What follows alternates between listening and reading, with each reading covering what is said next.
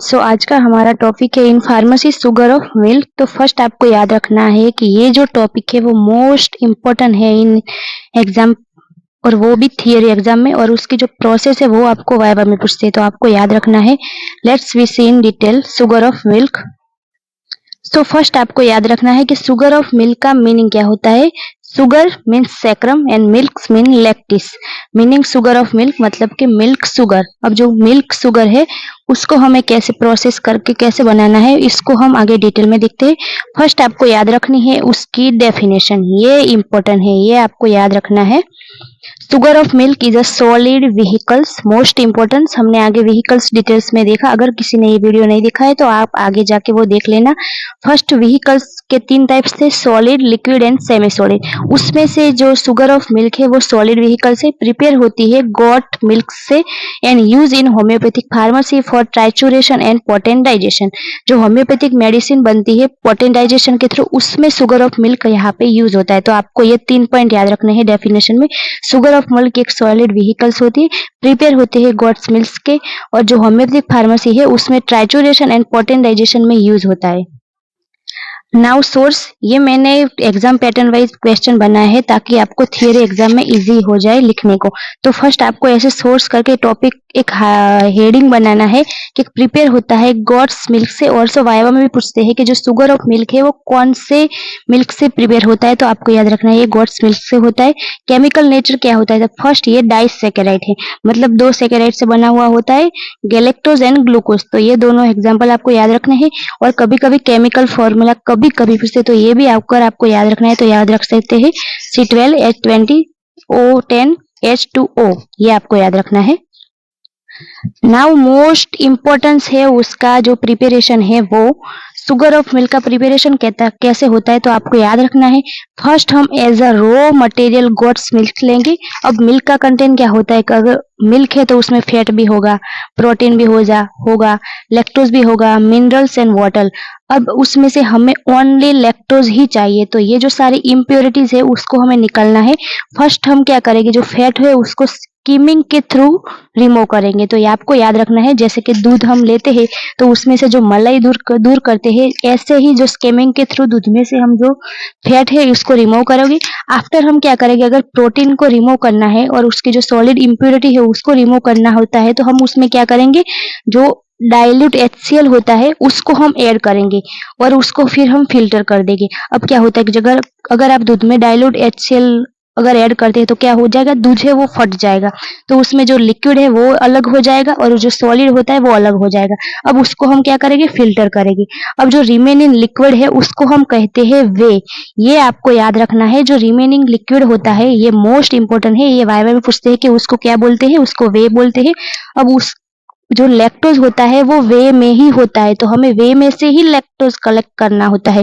तो ये most important है कि जो दूध है उसमें से जो वे होता है उसमें लैक्टोज होता है।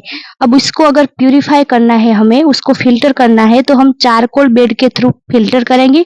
अब जो क्लीन सॉल्यूशन बचेगा, हम जैसे कि जो लैक्टोज होता है जो वे, उसको हम चारकोल ब्लेड के थ्रू फिल्टर करेंगे। तो अब इस फिल्टर के बाद जो क्लियर सॉल्यूशन होता है वो उसको हम बॉईल करेंगे एंड कंसंट्रेट करेंगे, और फिर हम उसको कूल करेंगे। उसके बाद जो लैक्टोज होता है उसके क्रिस्टल फॉर्म होंगे। क्रिस्टल है उसको हम वॉश करेंगे वाटर एंड अल्कोहल, और उसमें भी जो डिस्टिल वाटर है उसमें या अल्कोहल में उसको हम वॉश करेंगे।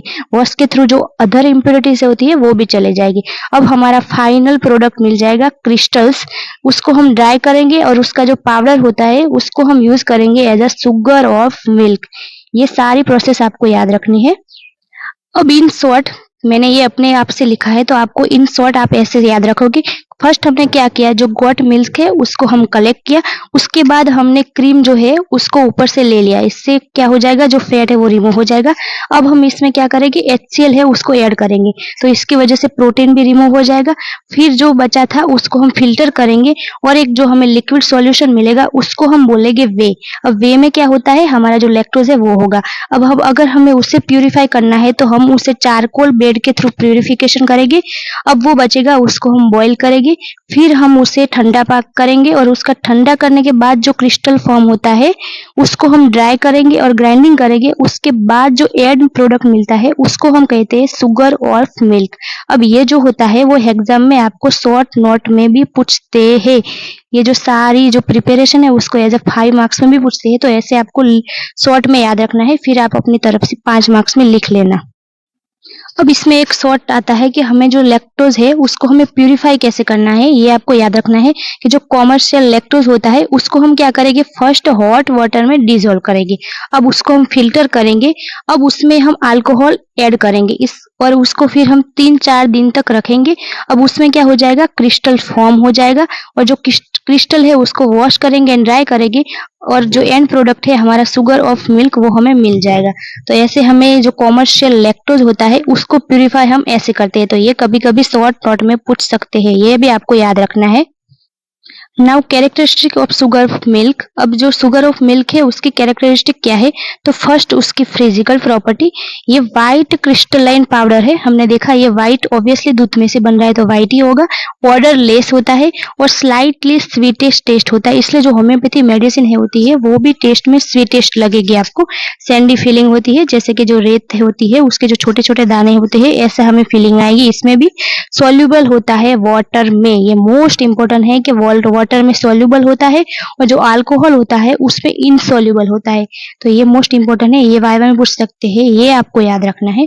और उसकी केमिकल प्रॉपर्टी क्या होता है कि जो लिटमस पेपर होता है उसमें ये न्यूट्रल होता है।